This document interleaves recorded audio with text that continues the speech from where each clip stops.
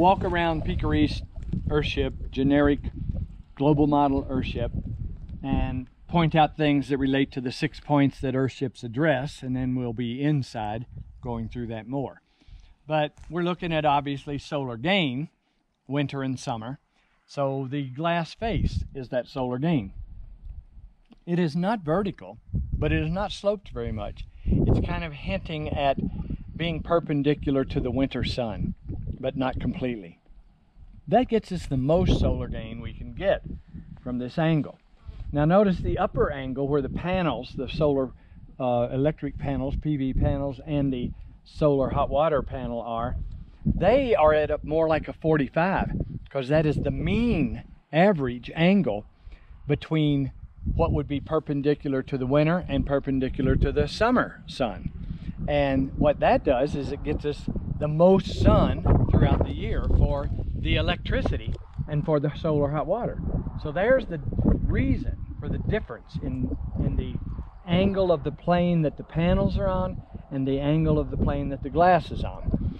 Then you got the operable windows. They're for egress. We don't even use them for ventilation. They're for egress. The ventilation is in the skylights that are all up there. And that detail has evolved some too. But this is a good standard global model Earthship. We do it all over the world.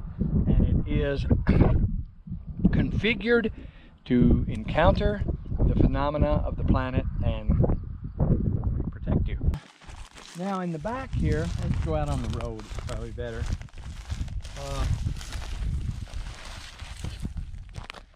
We see you can start at the top, you can see the weights. They're just barbell lifting weights on the skylights to give you your gravity counterbalance to open them. Gravity opens them, you close them.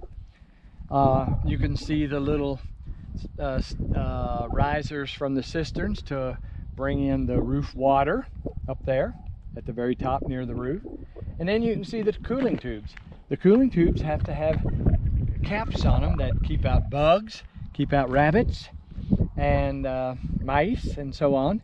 And they're open for the summer, spring, and we close them back up for the winter so that we don't bring cold, icy air through our thermal baths. And yes, there is a propane tank that we use because right now we're giving people, or up until now, we've been giving people gas cooking and gas backup hot water. Well, that's changing.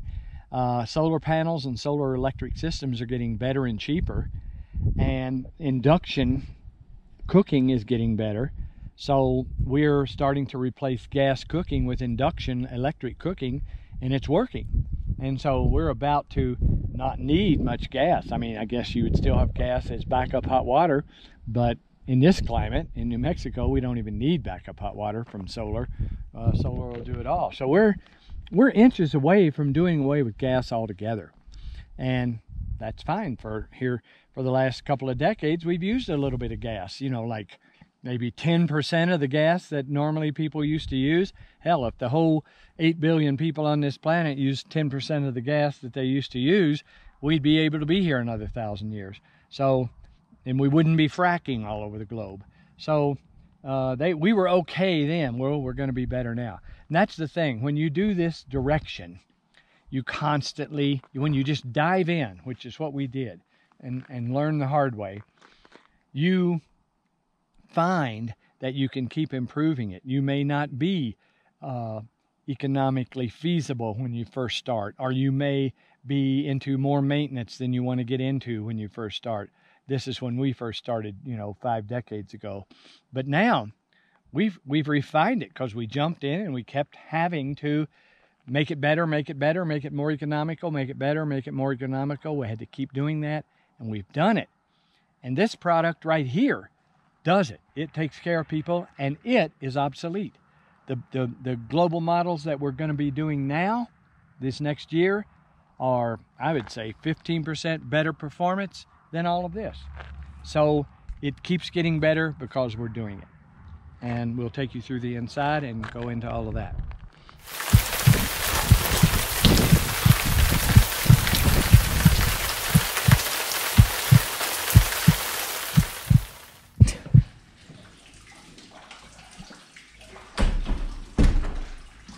start right here. Okay. All right, well, here we have the tilapia pond, and we have gone a little further than we do in generally, Earthships in general. We're trying to produce some fish, you know, to add a little protein if you're the type of person that eats creatures for protein. And so this is our take. It's not aquaponics, it's aqua botanicals, because this pond, we pick up the water of this pond and take it all the way down to the end of the planter, and it runs through its own little planter, and the plant roots oxygenate it, so it brings back oxygenated water to these fish. And the fish shit goes all the way back through and provides nutrients for the plants. So it's kind of an automatic aquaponic situation that we call aqua botanicals, because it works with our botanical cells. The pumps run from the sun, and it's giving us fish, and of course plants.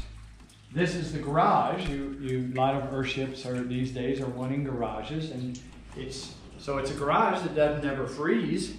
Obviously it doesn't freeze because this plant in the pond are in it. It probably gets down to 55 in here, so it's not as warm as the building we're about to go into.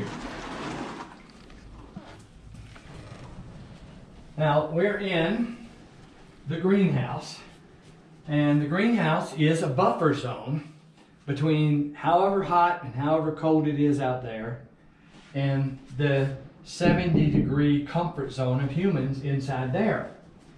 And so this is a buffer zone that does a lot of things. It collects heat to take it on in there when the sun comes through both levels of glass. That's thermal pane glass, and this is also thermal pane glass. And it also creates heat in here to the point of the heat escaping, the very hot air escaping out the skylights, and it creates a suction. And that creates a suction that pulls the air through those tubes in the back. Now we can look at those tubes on the inside. Here is one of those tubes. It's just an open tube with screen to keep rodents and insects out. And air gets sucked through those tubes. And the reason it gets sucked through those tubes is because of the convection that is created in the heat of the greenhouse. So here's what I mean about a heating and cooling situation that doesn't require fossil fuel. There's so much mass around this building and insulation around that mass and super insulation in the ceiling that this building heats and cools itself without the need of fossil fuel. That is what these drawings are all about, that we're trying to make available to the world. And so here you can see how the heating and cooling without fossil fuel works. Now,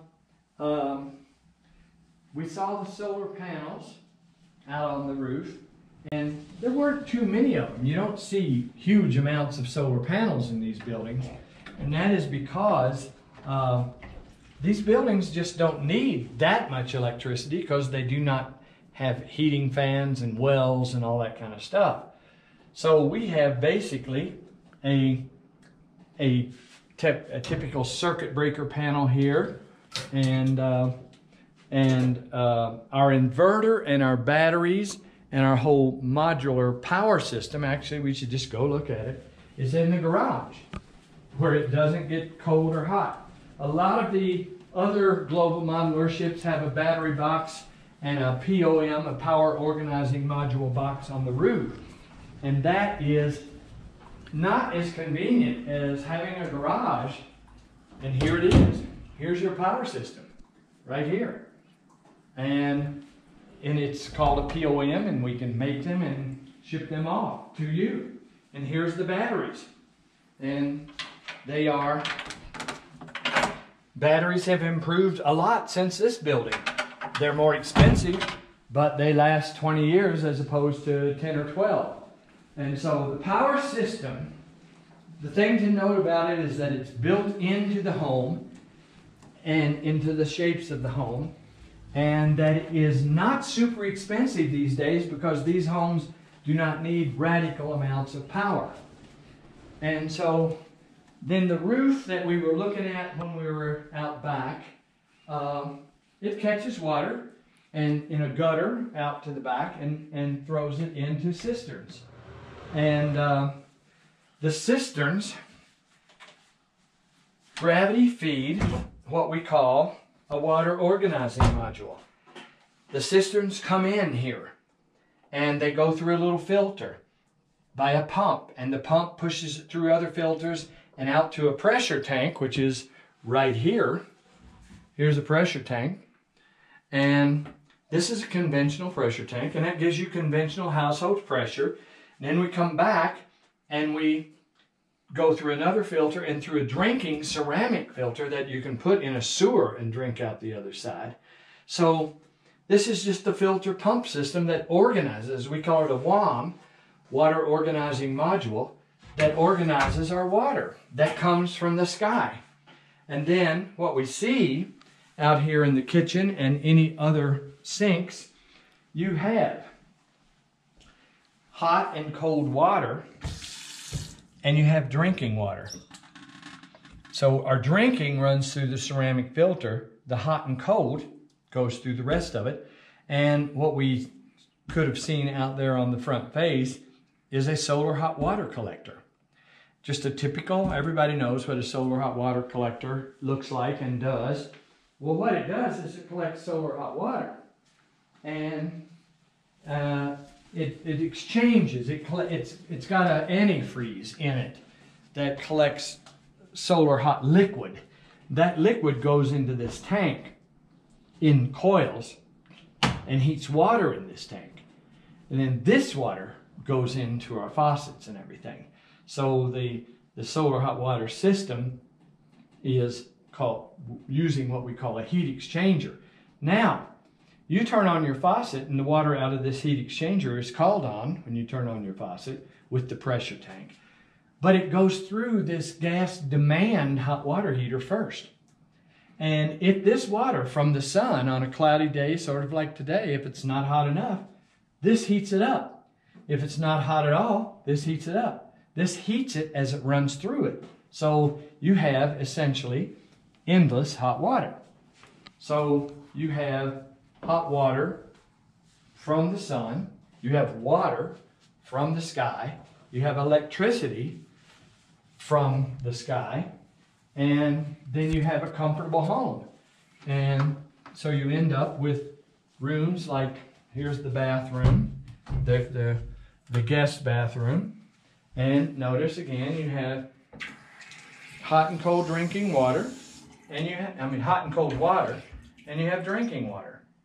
And then your toilet flushes. Now this toilet flushes. Here's how this toilet flushes.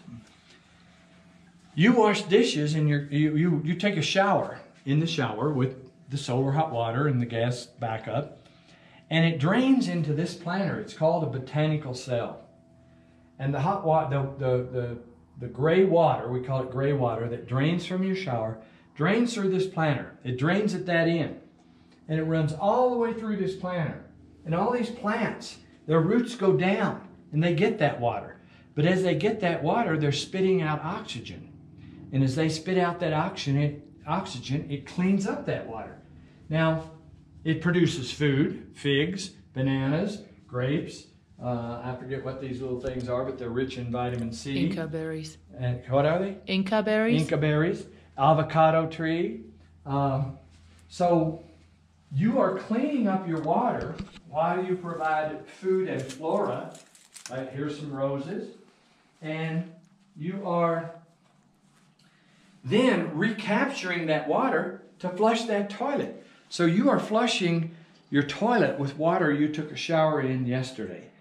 And that's what this system is. It's in the hallway with the sun, and it's in the hallway that produces heat, and it's in the hallway that you walk down and you see your garden as you go. Now you could go a lot more crazy with this garden. Look at these figs right here. Figs are food. There's food. You can get a lot more food out of these greenhouses. This is kind of a nightly rental that we you know, we don't live here, so we make it easy for people to experience this.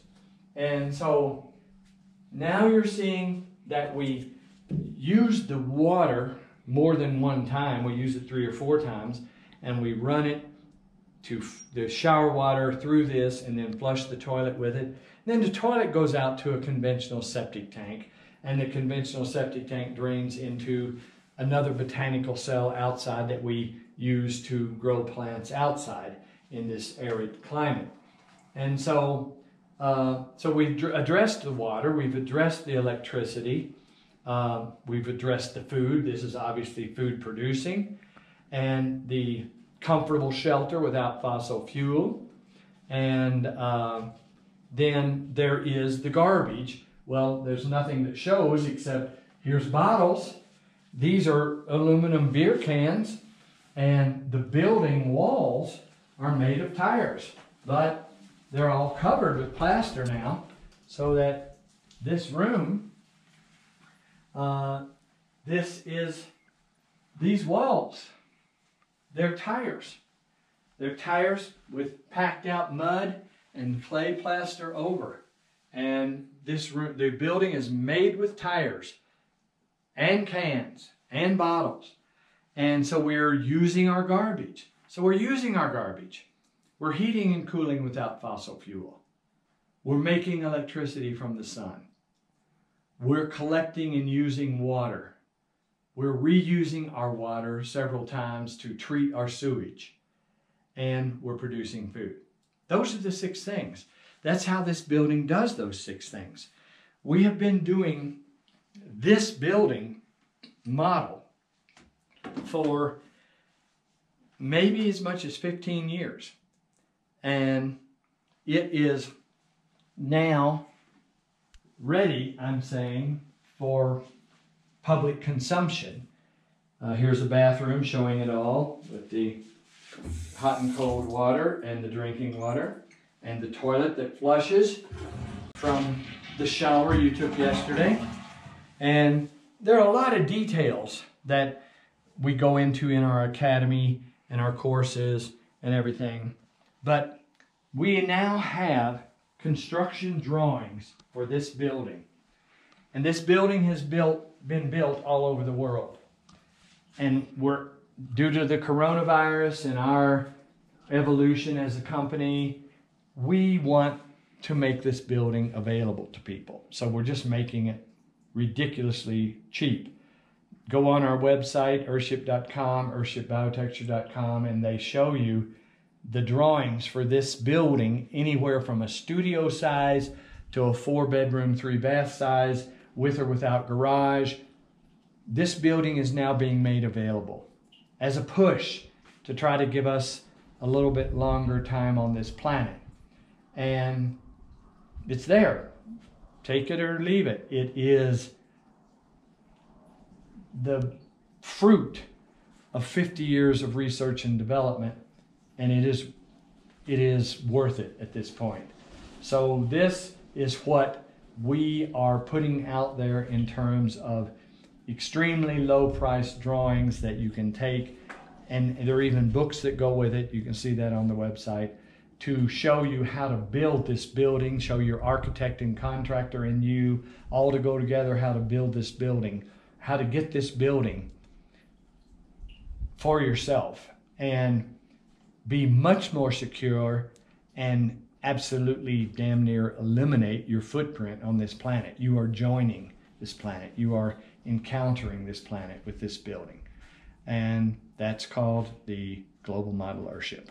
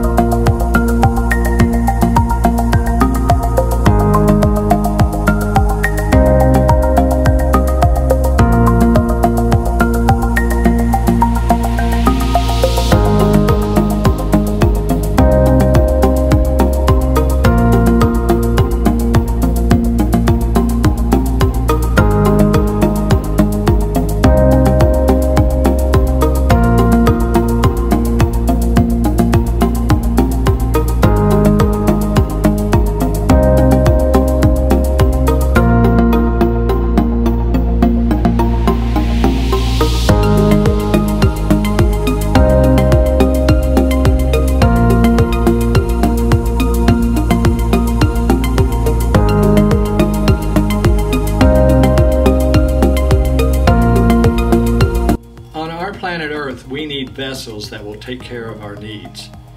These needs are comfortable shelter that doesn't use fossil fuel, water, electricity, food, human waste, and garbage need to be taken care of by encountering the phenomena of the Earth. Earthships are these vessels.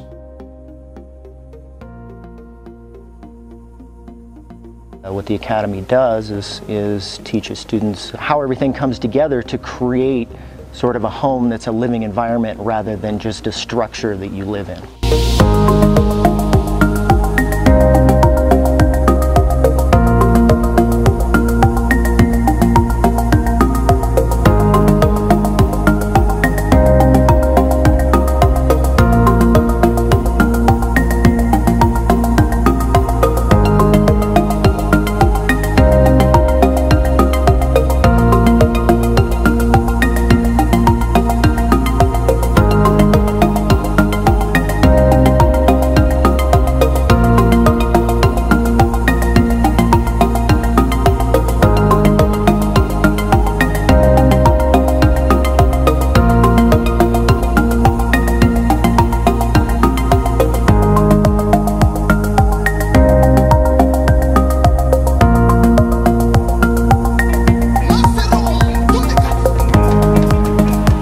That hunger to learn, and you have that drive to change things. And I've seen students come back and back and back, and it's so nice to see them in other countries. It's so nice to see them with that fire.